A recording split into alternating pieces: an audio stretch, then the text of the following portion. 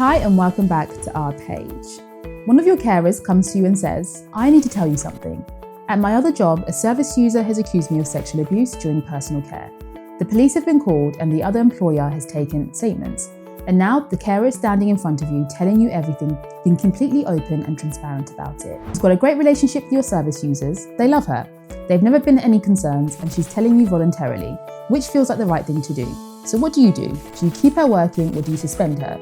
And do you tell CQC? Do you tell your safeguarding board? Does any of this even involve you, given it happened somewhere else? This is one of the hardest situations you'll face as a provider, and I see people getting it wrong all the time. So let me walk you through exactly what you need to do step by step, and most importantly, why. I know what some of you are thinking. It didn't happen in my service. It's not my investigation. Why would I need to do anything? And I understand that reaction, I really do. But let me explain why your thinking will get you into serious trouble. Under Regulation 13 of the Health and Social Care Act 2008, Regulated Activities Regulations 2014, you have a duty to establish and operate effective systems to prevent abuse. That's not limited to abuse that happens in your service. It covers any risk of abuse to the people you support. The carer who is under active police investigation for a sexual abuse allegation is, by definition, a risk that you need to assess and manage. Think about it from CQC's perspective. If this carer continues working with your service users and something happens, the first question an inspector will ask is, when did you know? And the second question will be, what did you do about it? This is what we call a person in a position of trust concern. Your local Safeguarding Adults Board will have a protocol for exactly this type of scenario. And that protocol applies regardless of where the alleged abuse took place, because the concern is something about a person, not the setting. Here's exactly what you need to do. Step 1, remove the carer from direct care duties immediately. I know that sounds harsh, especially when this person has been brilliant with your service users, but this isn't a punishment, it's a safeguarding measure. You're protecting your service users, you're protecting the carer, and you're protecting yourself as a provider. Now, does this mean formal suspension? Not necessarily. ACAS guidance is very clear that suspension should be a last resort, not a knee-jerk reaction. You need to consider alternatives first. Could you move them to a non-care facing role temporarily? Office duties, administrative tasks, training? If you can do that, it may be more proportionate than a full suspension. But here's the reality for most domiciliary care providers. You don't have office roles to redeploy people into. Your staff are out in the community in people's homes, often working alone. There's no way to keep this person working without them having direct contact with vulnerable adults. And in that case, yes, suspension on full pay is the right course of action. It's not a disciplinary sanction, it's a neutral, protective measure whilst the investigation takes its course.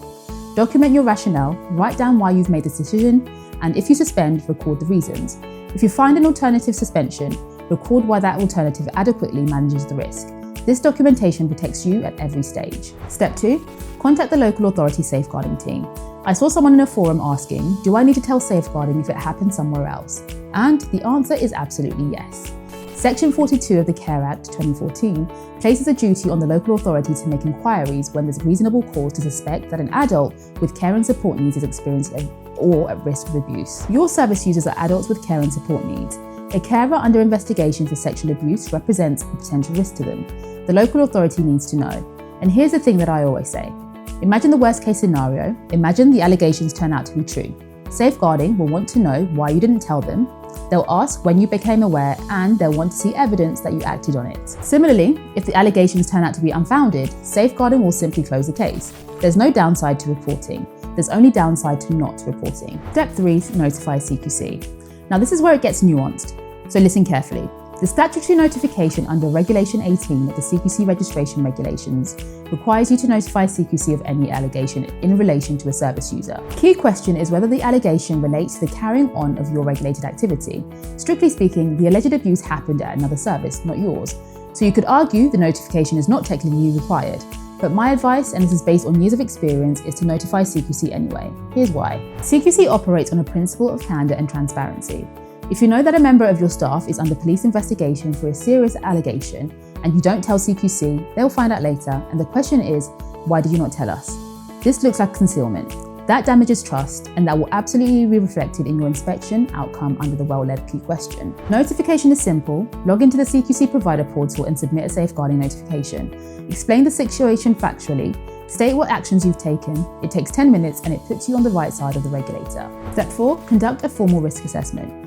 Don't just make a mental note that you've dealt with it. Write a formal risk assessment covering the nature of the allegation. the status of the police investigation, the actions you've taken to protect your service users, the impact on staffing and continuity of care, and the ongoing monitoring arrangements you've put in place. Review the risk assessment regularly throughout the investigation. Police investigations can take months, sometimes longer. Your risk assessment needs to be a living document that you revisit and update. Step 5, manage the carer properly during the investigation. If you've suspended this person, you still have your duties towards them. ACAS says suspension should be kept as short as possible and the employer must keep the employee updated on the situation. Check in with them regularly, remind them of any employee assistance program you might offer, and make it clear that suspension is not finding out of guilt. It's a precautionary measure. Also, ask the carer to keep you informed of any developments from the police investigation and the other employer. You need to know when the investigation concludes so you can take appropriate steps. Document every conversation and every update. 6, communicate with your service users. You said your service users love this carer and want her all the time. That means when she suddenly stops turning up, they're going to ask questions. Handle this carefully.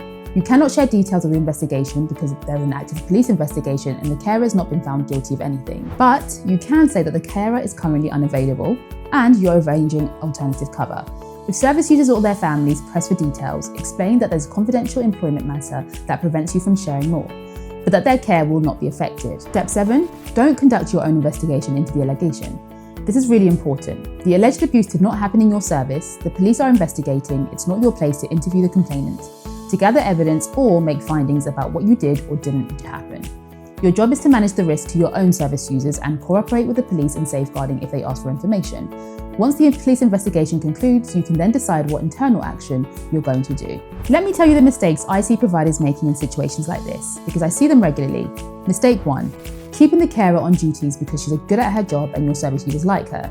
I understand the temptation, but the quality of someone's work does not override a live safeguarding concern. You're not a court, you're not deciding guilt or innocence, you're managing risk, and right now the risk is unacceptable. Mistake 2, only doing a supervision and thinking that's enough.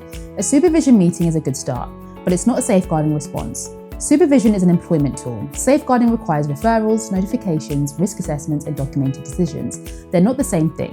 Mistake 3, not telling safeguarding or secrecy because it happened elsewhere. I've already explained why this is wrong.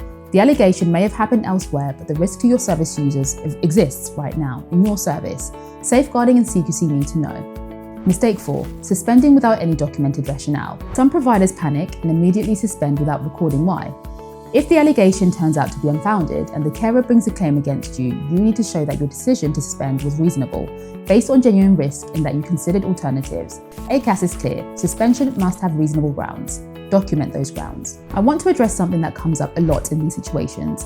Providers feel torn because the carer disclosed voluntarily. She came to you, she was honest, and now it feels like she's being punished for doing the right thing. I hear that. And actually, credit to the carer for being upfront. That does matter. But being honest about the situation doesn't remove the risk. It doesn't change the fact that there's an active police investigation, and it doesn't change your legal and regulatory duties as a provider. What it does change is how you treat the person through the process. Be compassionate, be clear that this is not judgment on them, explain that you have duties you cannot ignore, and make it clear that once the investigation is resolved, if they are cleared, you will welcome them back. That's how you treat people fairly, while still protecting everyone. And one more thing, if the other employer had that carer on a 0-hour contract and it was her first day, do check whether if she's suspended there too.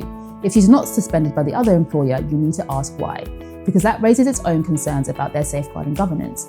If she's suspended there on full pay, speak to ACAS about who is liable for pay when someone has 2 employers. It can get complicated and ACAS will give you free, impartial advice on that. Let me bring this together. When a member of your staff is accused of abuse, whether it happened in your service or somewhere else entirely, you have 7 things you must do. Remove them from direct care duties, contact your local authority safeguarding team, notify CQC, complete a formal risk assessment, manage and support the carer during the investigation, communicate appropriately with your service users, and do not investigate the allegation yourself.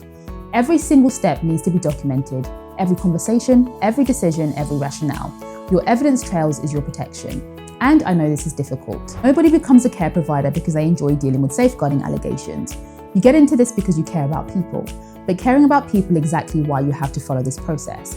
You're protecting your service users, you're protecting the carer from working under a cloud without proper process, and you're protecting your service from regulatory consequences. If you're going through something similar and you're not sure what to do, get in touch with us at CareSync Experts. We deal with these situations regularly and we can guide you through it. Drop a comment below.